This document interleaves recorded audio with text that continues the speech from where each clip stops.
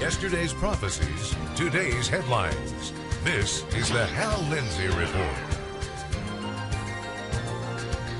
And now, Hal Lindsey. Good evening, and welcome to this edition of the Hal Lindsey Report. For decades, Turkey was the one Middle Eastern Muslim nation to sustain a democracy. There's a good reason for that. Its founder, Mustafa Ataturk, insisted that it must be a secular nation. By the time the Ottoman Empire disintegrated, the people of Turkey were tired of the imam's stifling hold on their lives. They were ready for a secular nation. They made it a part of their constitution.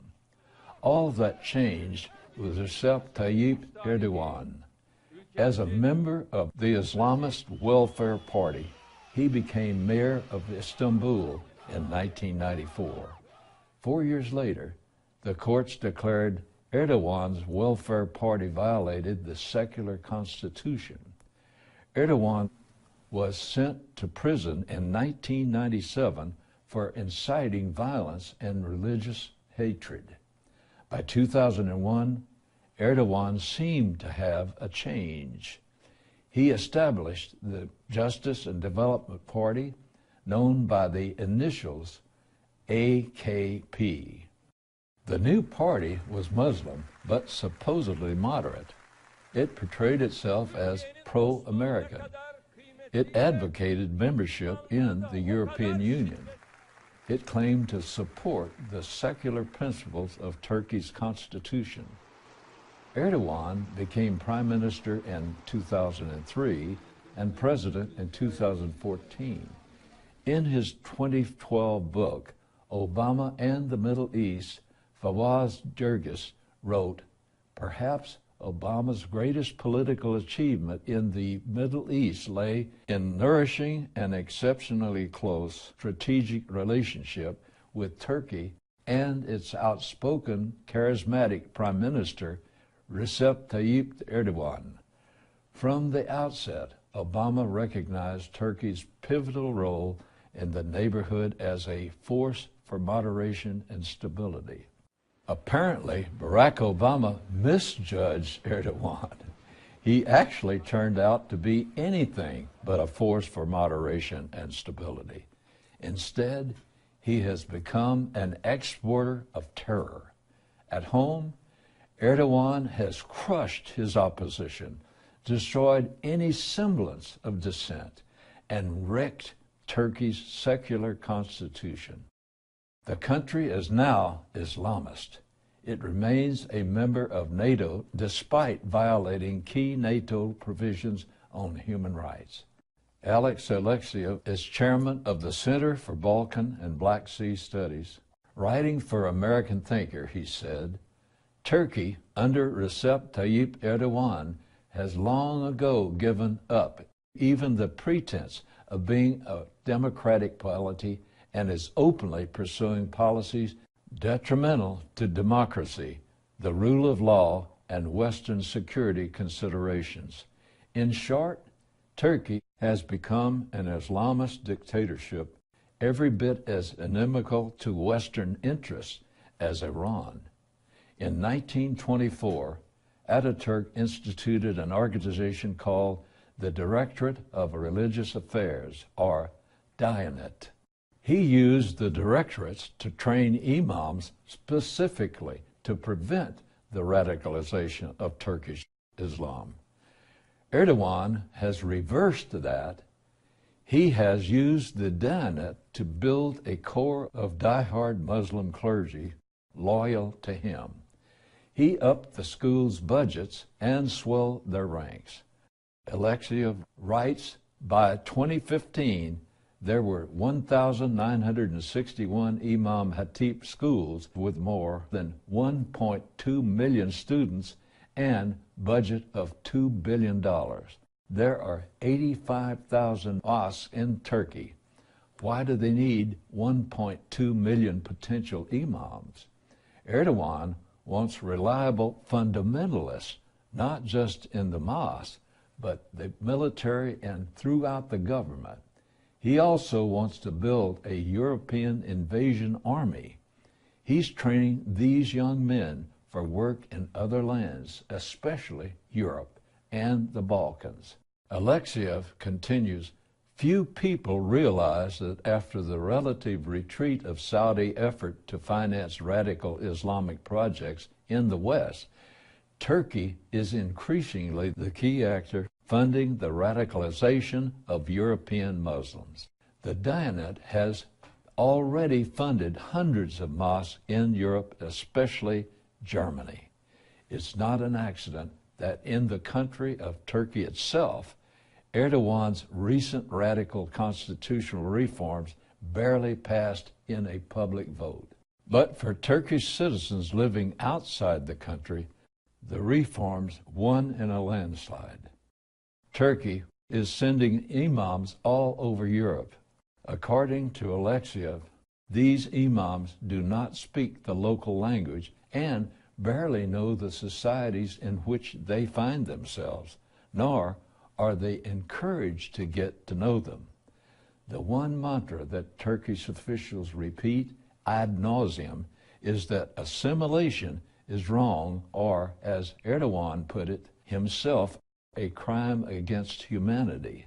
And it may be working.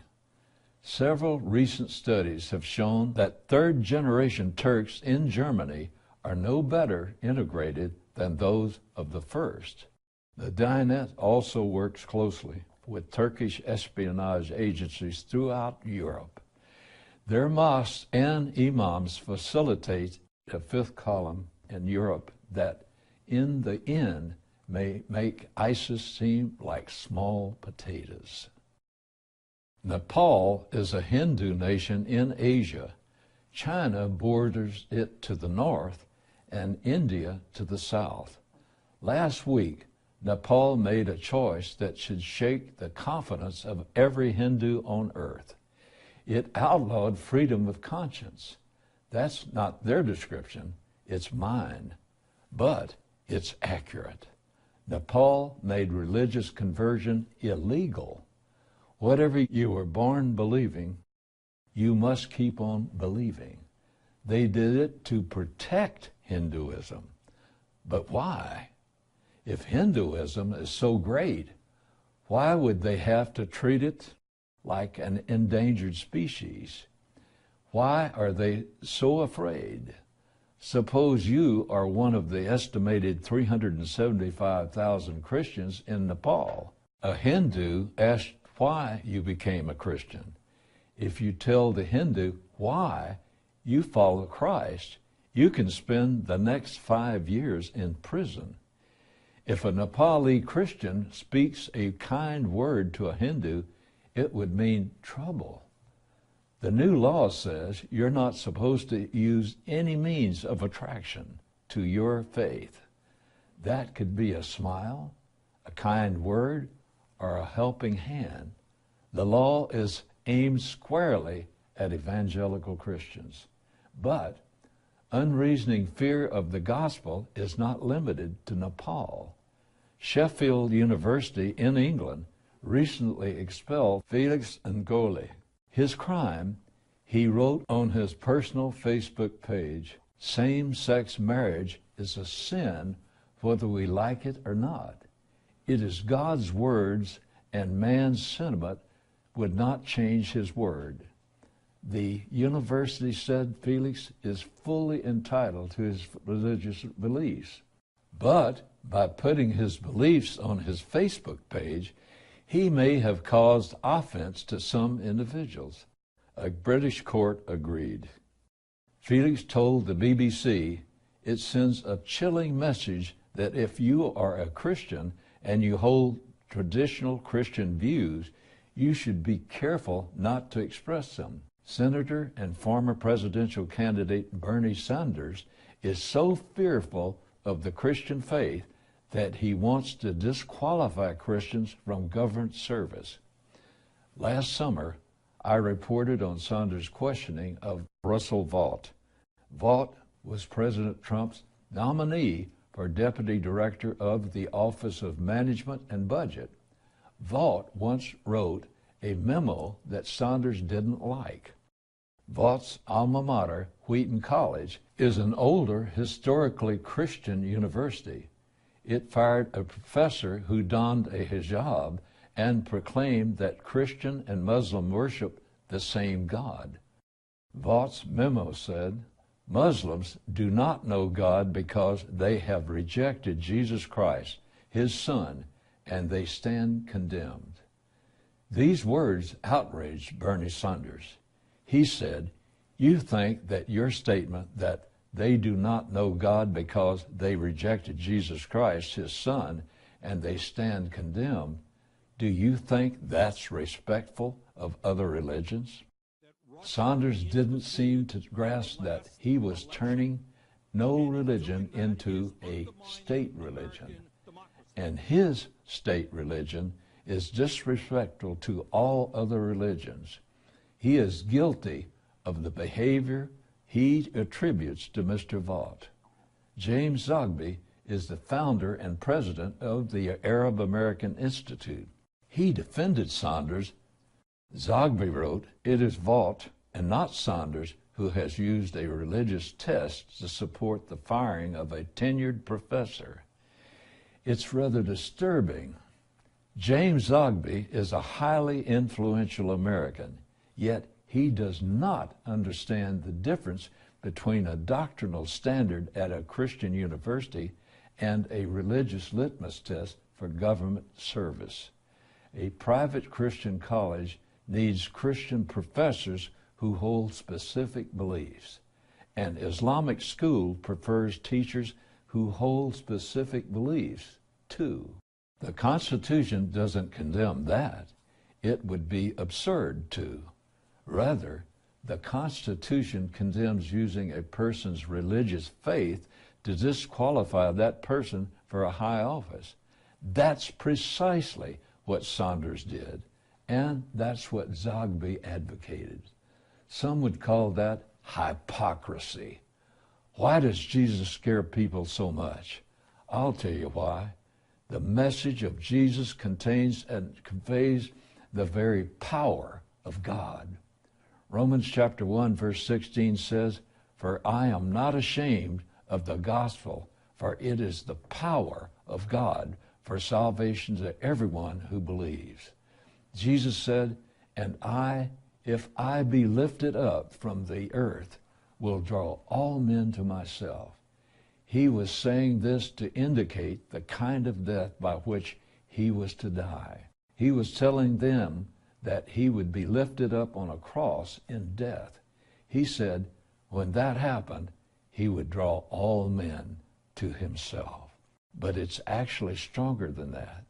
The Greek word translated here as draw is helkuo. It means to drag. In other words, he powerfully draws people to himself. He drags them. He doesn't remove their choice in the matter, but he pulls them to himself with strength. That's how people come to Christ. They are drawn by his power and love. That means that when we speak about Jesus, he is our great ally, powerfully pulling their hearts to himself. The gospel is the power of God for salvation. To speak the gospel, to tell people about Jesus, activates that power, the power of God himself, the power that created the cosmos. That's why they're afraid, but they need not be. Even though he draws them with great power, he refuses to violate their ability to choose. He draws them vigorously, but he doesn't break down the door and overwhelm them. He stands at the door and knocks. John 1:12 says, "But as many as received him, to them he gave the right to become children of God, even to those who believe in his name." Even with the infinite power at his disposal, he will not violate your will.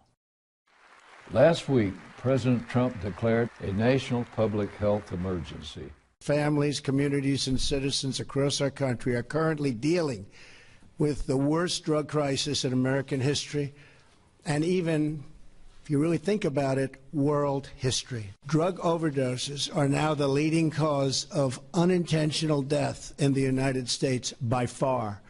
More people are dying from drug overdoses today than from gun homicides and motor vehicles combined. He said, last year we lost at least 64,000 Americans to overdoses. That's 175 lost American lives per day. That's 7 lost lives per hour in our country. Those statistics are staggering, but they only represent the deaths. Millions more are living out the horror of addictions every day, and many of them are senior citizens. The finger of blame points in many directions. 41 states are now investigating pharmaceutical companies for their role in the crisis.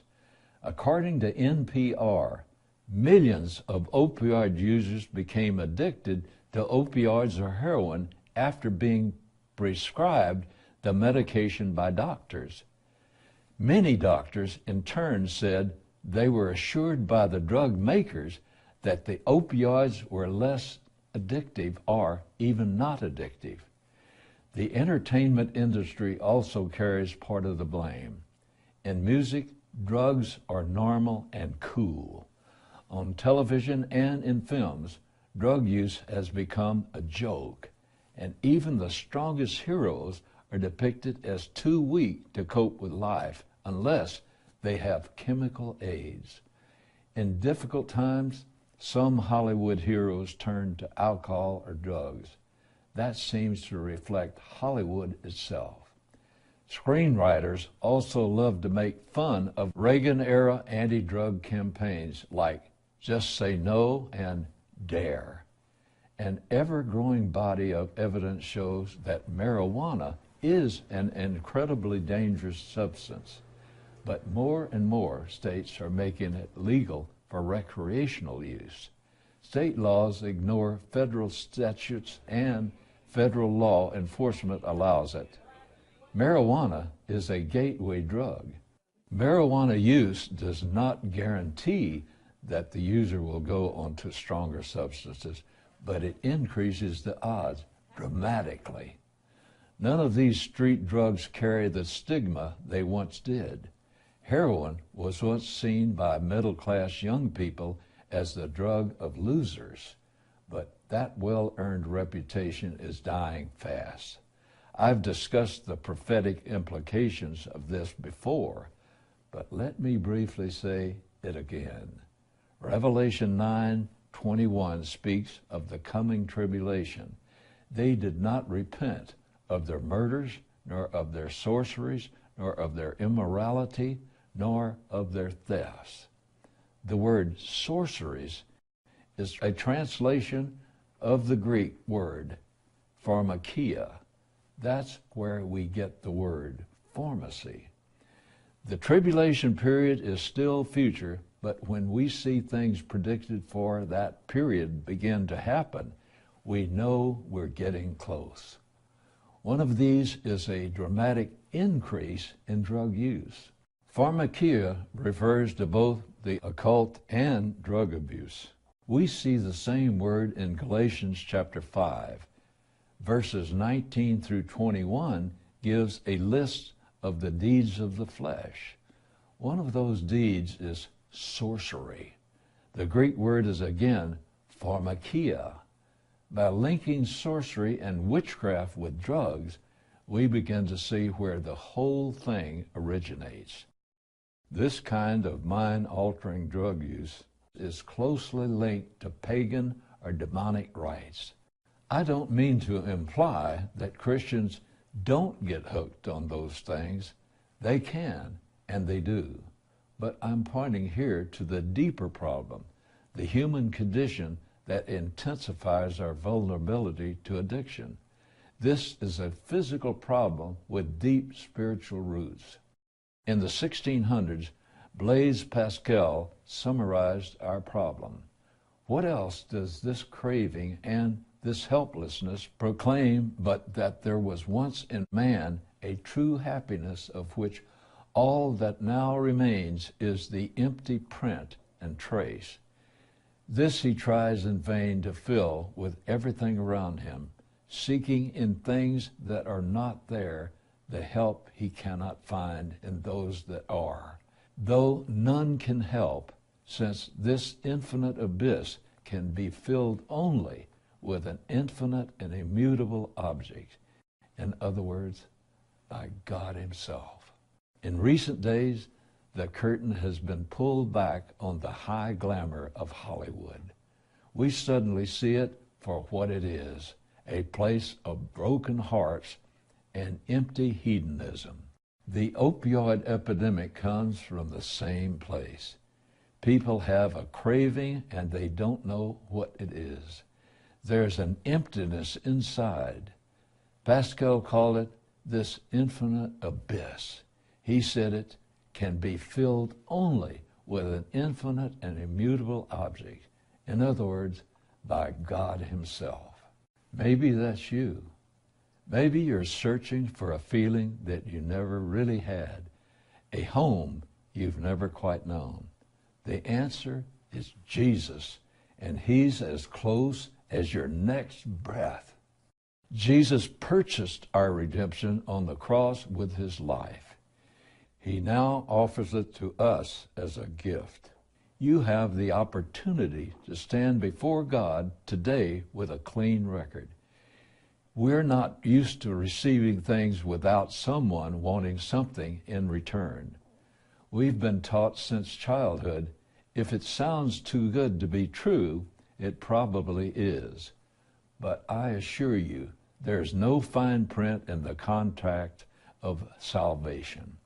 God offers pardon, and all we have to do is accept it. Jesus said, "Come to me, all who are weary and heavy laden, and I will give you rest."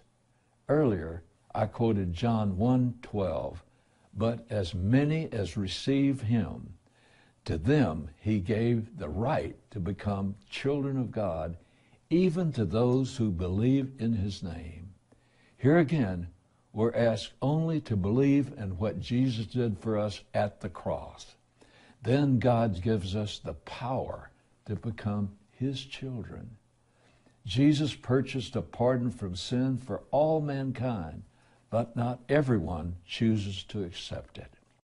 In 1829, a man named George Wilson was convicted of robbing the U.S. mail.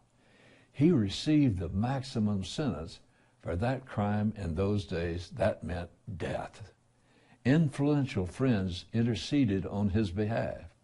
President Andrew Jackson granted Wilson a full pardon, but Wilson refused to accept it. Friends took his case to court, insisting that he be pardoned even if he didn't want it. In 1833, that case went to the Supreme Court.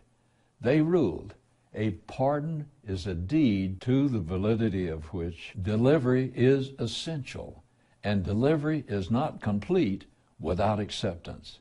It may then be rejected by the person to whom it is tendered, and if it is rejected, we have discovered no power in the court to force it upon him. God works the same way. He offers the pardon, but delivery is not complete without acceptance. You have to accept his gift. Some will spend eternity separated from God in bitter anguish of soul and body. They will do so not because there isn't an alternative, but because they won't accept the pardon that already has their name on it. But once you accept the pardon, you're forever free. If you've never done so before, why not take this moment to thank Jesus Christ for dying for you personally and accept his gracious pardon and forgiveness? You'll be eternally glad you did.